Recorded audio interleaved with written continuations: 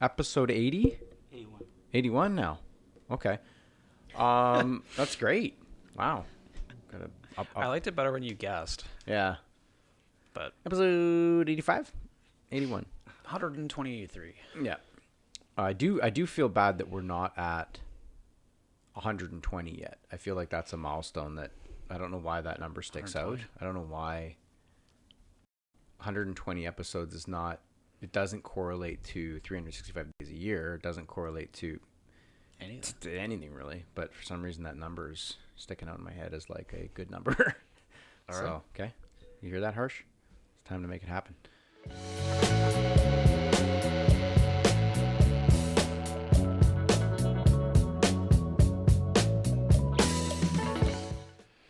Wing It Podcast, goosedigital.com, episode 81 out of 120. We stop after 120. Who do we have? Kevin Butler. Michael Turksani. All right, it's another two-parter. Two-person podcast. Mm-hmm. We did one a few weeks ago. Mm-hmm. It was well received, I think. And Yeah. we're back for more. I think we ended the previous two-person podcast with a bit of a cliffhanger as far as where we wanted to take some of the conversation related to marketing strategy, and the role a consultant or agency can play in helping fulfill and deliver some of that. If anybody's wondering, like, okay, well, where did Chris go? Where did Robin go? Where did Jen go? We fired them. So they're no longer on the show. No, I'm just kidding. I think the truth is they were at a conference this week, Yeah. and they're playing a bit hurt this morning. Yeah, they're hurting this morning. They were up late, and I'm pretty sure Chris is doing a sales call. But no, we thought we'd try the format out, and we like it. So we can tighten up some of the topics and It allows for a bit more of a conversational flow rather than sort of a point a of round talk. table. Yeah, but Yeah. we'll still bring them on occasionally. Occasionally. Actually, I think potentially after this there's going to be one. But all right, so we want to break down strategy in a bit more depth. Yeah, I thought we talked about it at the very end of the last episode, exploring this concept of corporate strategy versus marketing strategy. And I guess if we're going to define them quickly, corporate strategy is kind of what we're coining as really where does the organization see themselves going? Like what's the hole they're trying to plug in their landscape with their solutions and the ideal sort of target audience. And the marketing strategy more about what's the program, the playbook that the marketing team along with sales want to go execute to go drive pipeline and revenue. Right. So, when we look at the first bucket, I think sometimes I would say this is a good bucket. Both buckets are applicable to a business owner. We want to kind of like angle this a little bit at, a CEO of a mid-sized business, maybe small, medium-sized business looking to grow, or maybe a marketing leader in even a bigger business that's trying to break these pieces down, trying to get budget for different types of services. The corporate strategy, as you laid it out there, and blowing into that one a bit, I think sometimes it's really easy to just look to your marketing person and be like, oh, figure out how we're going to grow, and they don't, the corporate side, the business side doesn't have a handle on, well, how are we different? How, we've grown, we're a business, we've obviously been around for a while, but what are the five things that really make us who we are, and and really flush that out so that and sometimes they believe that those things are what they are, but they're actually not. But I think that there's an element there where they can almost just hand it off to somebody and be like, yeah, just gonna figure out how to make us grow. And then you can get into a real hamster wheel of like trying things out that are kind of misaligned to sort of like the overall kind of bigger picture. Well, so I agree. I think they're uniquely different, the corporate strategy and the marketing strategy, but there's certainly some overlap in the two circles. If the corporate strategy just isn't reflective of what's really going on in the market, the landscape, where you play as an industry, then marketing's not going to have the greatest opportunity to go and make a serious impact. The corporate strategy's got to involve everyone from, it's going to be marketing and sales, there's going to be customer success, there's going to be even be product and technology if you're a technology vendor, right? there has to be buy-in on all those key functions and departments in order to go and have a clear view as to what are the challenges we're trying to solve, what are the opportunities we see in the market, where do we best play, how do we win, what is marketing going to do and say reflective of all these things. So I think it's got to be another level of coordination, whereas on a marketing strategy, if I'm just going to put a bit more of a definition around it, it's going to be, okay, well, how do we really get in understanding our audiences, the buying cycles, what are the ways we can differentiate through campaigns, through messaging, good content, good creative campaigns, events that we need to be at for buyers who are in market, things like that. Right. Yeah. So maybe if the product offering was from a corporate strategy perspective, we've got a mug that, stays, hot for 24 hours minimum.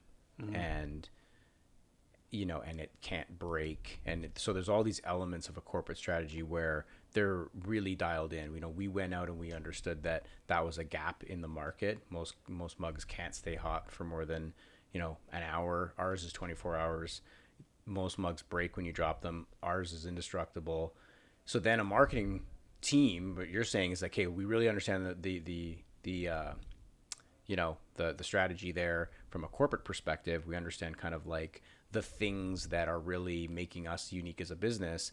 Now we can go off and we can attach it to our audience. That, we found out that, it turns out that these type of people are willing to buy it right away. These type of people take a little bit longer to buy it right away. Marketing, does a thing where they're dropping 5 of them off of a roof and none of them break, and these types of things. But going back to the corporate strategy perspective, in this example of the warmest mug ever, part of it's like the procurement of materials to go and produce these. It's going to be how do we assemble them? How do we do all this? It's built into our cost models and all that stuff. Whereas marketing's less concerned about that. It's just, this is what they have to tell a story with, and they'll hopefully creatively do that in such a way. Right. Maybe a more typical example for a good portion of our listeners would be on a technology basis. If you think of Salesforce, originally when they came out with the whole, no software, right? And they had like the circle with the red line through it, and that was a marketing spin on the corporate strategy, which was, we're going to build this application in the cloud, and it's going to be open for other people to build apps atop of. And so, okay, we need an army of developers who are really, really great, and we have this vision of a roadmap and all these things, and we're going to keep adding to it quarterly with our new releases. Really ahead of its time, and then marketing just kind of goes really hard on the no software thing, and that really is a good separation between the two. So I think what part of what you're saying, or part of what we see as well, is that the corporate strategy is really what they're asking of their marketing team. We're a business that's been around for a while. We do a bunch of things. Go figure out how to grow us. And it's not to say that, hey, we would love more clients like this, but many times I think the corporate strategy component, unless you're in, again, like an example that we just gave of an indestructible mug, and it's patented material, ceramic, you can't get it anywhere else. It's almost like that differentiated value proposition like that we would see in some of the tech companies in the early days, where it's like, well, or like the no software thing. It's like that is industry unique. So you're going to be able to really build on that. A lot of these businesses are, they're not that much different than anybody else. They're kind of the same in many ways from anybody else, but they've got a gap in their corporate strategy from really defining, well, where do we want to try to go and grow, and then building out those tenets to say, okay, that's important to us. Here's what we think it means. And then giving that to marketing to say, now your job is to go blow out the marketing strategy of how we might go test and learn and build that, and bring those messages to market. Yeah. It's interesting because as you were saying that, I was thinking, if you've got a really unique, well-defined corporate strategy, that makes marketing's job even more simple. Not to say easy, but like it really clarifies. Mm-hmm. Sometimes as a marketer, you don't kind of have that kind of clarity or like such an amazing corporate strategy. Maybe there isn't an ability to do so in a given industry or vertical. I don't know. But that doesn't mean like you're doomed. You can still be successful even without that unique corporate differentiation. It just comes down to marketing's ability, and we've talked about this a lot on this podcast, is to tell a cohesive story, a differentiated one. And the funny thing about differentiation is it doesn't have to be so wildly different from everyone else. It just has to be a little different. It has to speak to the product or service's strengths. Can you actually deliver on these things? But even just a different take or perspective sometimes is all that's required, to separate yourselves from similar vendors or comparables. Yeah, so I definitely think so there's a bit of a CMO role or a bit of a senior marketing role there that is really interfacing with the business to sort of drive out those components of the corporate strategy, or to at least distill them down into something that a marketing team. And you're right, like you don't have to be, you know, wildly differentiated in order to be able to go out and execute and get growth off of it, right? That I think that there's a lot around. We'll get into that in the marketing strategy around, you know, really strong delivery of the program and consistency of the program goes a long way. You know, we're an agency. That's a really good example. You know, we've got things that we talk about that we believe are quote unquote unique to us, but at the end of the day, there's tons of agencies. So and we're growing. Yeah. So I think when we look at our programs, that speaks to that. You know, just consistency around that message and delivery of the program in a thoughtful, strategic way goes. You know, can drive growth. Just go back to your point about the role of the CMO there. I totally agree. Perhaps that's its own podcast down the road where we talk about the differences between CMOs, VPs of marketing, directors, etc. Sure. But I view the CMO as having that vision to tell the story.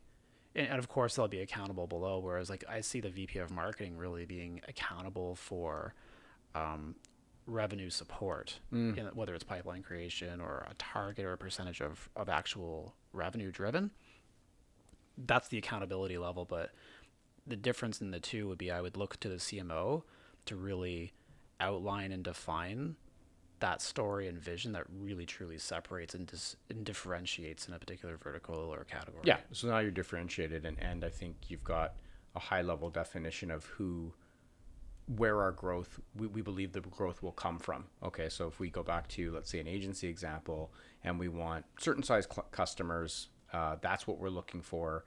And we believe that here's all the things about those customers that we can fill gaps on. So that's nicely built out. Now, when we get to marketing strategy, there's a whole other element. We should try to break it down a bit of like, well, how are we going to go about trying to do that? Okay, you could very easily, and we've seen this and heard this, and had this happen to us, where you run a certain type of creative or a certain type of ad, a certain type of strategy or technique, and you bring in people that are all over the place, smaller. Well, these guys aren't big enough to be able to support us. Oh, these guys aren't even looking for anything. They're just happy to jump on a webinar and learn about whatever we're talking about. So like there's a real kind of breakdown then of that point to say, okay, well, we don't, and most of our clients are not spending $50 million a year on marketing, or even $25 million a year on marketing. So they can't just blast their way from a brand perspective to build recognition. It's more about, well, as we go run these LinkedIn campaigns, as we go run some search campaigns, as we start to drive traffic, bring people to the site, what are they seeing? And that's a real journey, as we know. Yeah. I just had a few thoughts as you were saying that, but one of the biggest things that really stands out to me is if you think of an addressable audience and you think, well, okay, there's only most organizations and industries will say, yeah, there's like 10 to maybe 20% of that market at any given time is sort of in market for a solution like yours. Yep. I think sometimes you say, okay, well, we're really focused on that 10 to 15%, and you completely forget the rest of the other one. And so when you look at that example of a campaign where it's like we're engaging all these people, to me, something that's really important is to look at, okay, well, is that the right kind of audience that you want to be targeting? They may not be in market today, but it's still a good thing that they're actually on these webinars, reading your content, whatever that looks like. The challenge is then continuing to nurture them and find insights in their behaviors with how they engage with your reach out to your material, your marketing, so that you can effectively be there when they're ready. Mm-hmm. I think that's a real big challenge, and one of the big gaps that we see in engagements that we're part of is there isn't really that thought or cohesive plan as to how you target the wider, bigger audience, which is in this case the not in market. I think that, when you're going out for, it's not like you should never be looking for a silver bullet. You should never be assuming that, one campaign or one piece of creative is going to get you there. But there's a linkage of the type or style or theme that you should have to say, we believe this way to communicate the business or the corporate strategy, we've now learned that that's more effective than this other way. Mm-hmm. Okay, so an example could be, hey, you click on an ad unit and you go to a flashy screen with all these pop outs happening and a lead form, and it's just very, something that you might think is kind of geared towards a really small business or a certain type of buyer that's going to go through that environment, and really low cost, low barrier to entry type thing. So you're going to go versus like, oh, we come over to this type and we're getting a lot of information that's supporting the buying cycle. Mm-hmm. Testimonials are present, all this kind of stuff. And within that, we pick certain colors and certain images, and we got a lot of control over that so that we know that this is kind of going to resonate better within our audience over time, right? And that to me is like, I think really important, because when you look at brands and you look at companies that are really excelling at marketing, it's not all over the place. They've dialed a level of that in where they're like, well, we're never going to have, a 18-year-old driving a Porsche on ad unit, because that's not representative of what we're doing, right? That doesn't make sense for us. And maybe they're trying to sell whatever they're trying to sell. So there's a lot of this, I think, that comes into play when you're looking at the long-term marketing strategy, to your point, and nurturing a base and keeping your brand present. That is part of that journey, especially if you haven't had a lot of success in turning over marketing into revenue pipeline, right? Yeah. We've been talking a little bit, and I had actually weirdly had two of my clients in the last maybe month ask about Chili Piper, and I think they're a really good example of this. And if you look at some of their marketing over what would be probably the last year or so, if you go on LinkedIn and you've got any kind of marketing, anything in your title, I feel like you're seeing their content. Either it's organically distributed and sort of reshared, or they're paid LinkedIn. They're trying to collect email addresses for their newsletter. And they've really gone above and beyond to define their newsletter as one of the best in the industry. Everyone loves it.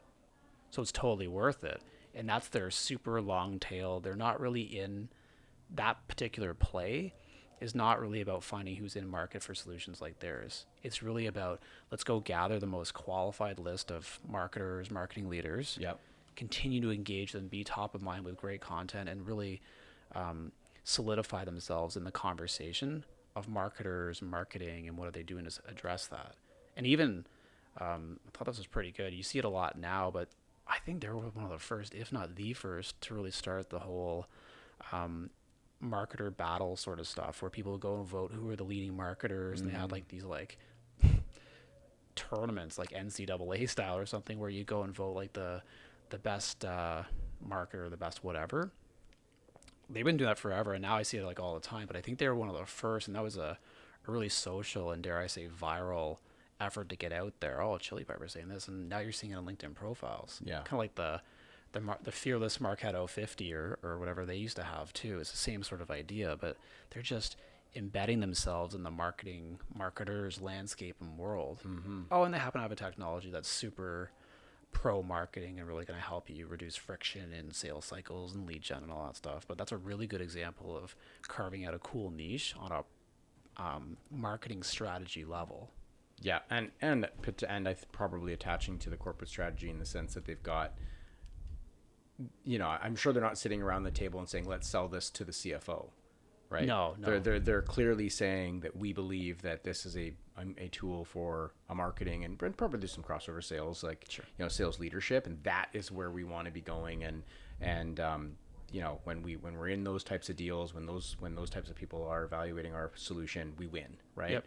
So I think it's like there's some connection there, but then on the marketing strategy perspective, it's being handed over to the marketing leaders to say, well, okay, so how would we go about that? We've said this is our audience, this is said how we want to go about it, and then they've come up with this, this strategy around, Mm-hmm. okay, let's add a ton of value into that landscape through content. Let's not worry about finding people that want to opt in and do demos. Let's get them into an email nurture stream. We better have super good content, and then beyond that, what's a creative way for us to actually like make people care? Okay, we're going to come up with these challenges or these other sort of components. So yeah, absolutely, that becomes the real and truly is kind of that marketing strategy, what we're talking about. Underneath that, there's probably a tech component, how are we going to go deliver that? Are we integrated? And so that's that product or Yep. technology lens, right? Like, we got to be integrated in all the leading tools so that marketers across the world who are using all of these different technologies in their respective stacks could actually deploy us if Yep. they buy into what we're all about. And when we look at where do we see those things being inside or outside the business? I don't know your opinion, but I definitely feel like if we go back to that example, that the whole concept of certainly where our product fits and who our audience is, that's got to be inside the company. And I would even argue that, hey, we want to go out with this long tail email strategy, getting opt-ins, with backed up by a really strong content creation strategy of meaningful content with this other kind of battle group kind of scenario that you brought up of getting that, in my opinion, should all be inside the company, I think so. not outsourced, not trying to give that to an agency. If you brought me into a new organization that I'd never met before, like right now, I would not know if that corporate strategy was amazing or pretty good or just awful. I mean, I might have my theories, but I wouldn't know for sure right away. Over time, perhaps.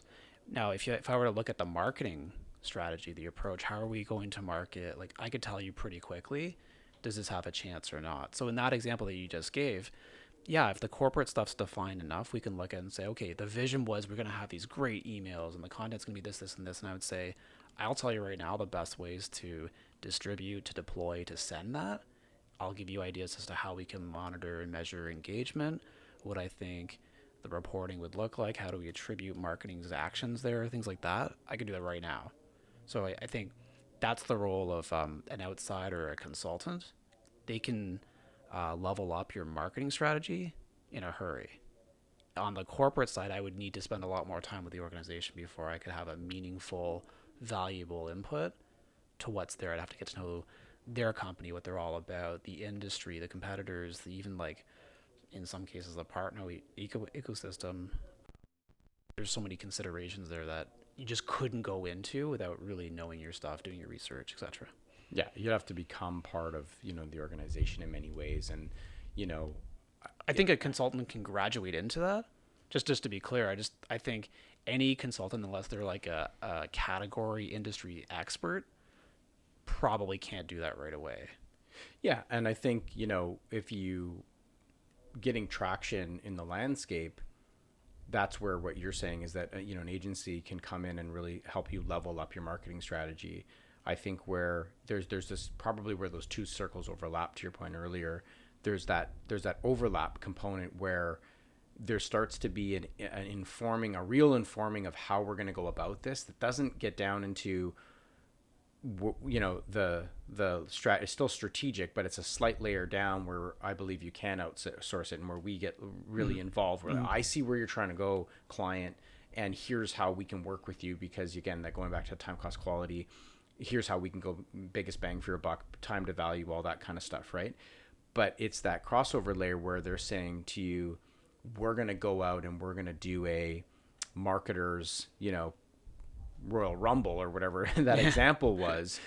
I think that can consultants bring that to the table? Sure, but I do think it needs to be really wholly embodied into an organization, because it's become so key to the brand.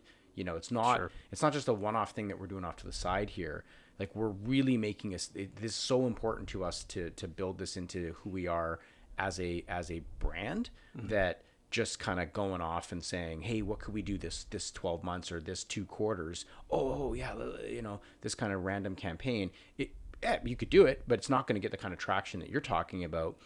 Slightly below that, and you say, oh yeah, we've got a MarTech agency that we work with, and they're helping us figure out how we blow that strategy out, probably even inform it a little bit more where it could really work well and several tweaks to make it even better, and then execute that time to value. Yep. For sure. I think like that's that kind of nuanced layer, the crossover layer, where I think companies need to be careful, because it's so easy, especially business owners or, you know, higher level marketers that aren't as connected to sort of the, you know, the real rubber hitting the road, to just be like, oh yeah, well that's my agency. The actual motions. Yeah, oh, that's my agency. Yeah. And it's like, yeah, they came up with this Royal Rumble, but it's not embodied in the business, and it's kind of like, then it's just a campaign. It's just a campaign, a one-off campaign. Yep, I think so. Like even when I look at some of our clients recently, that, you know, they come up with these real mantras that they're saying, yeah, this is who we are now going forward. You know, the VP of marketing, the CMOs, they with the corporates, like you're saying, they've really taken not only the corporate strategy and then kind of that crossing over into marketing strategies like this. Yeah, we agree. Bigger, bolder, better. One of our clients, Gore, you know, that's where they're going. Yep. How do we then, and then it can be brought down to like, you know, the next level down to say, okay, how can we go execute on that?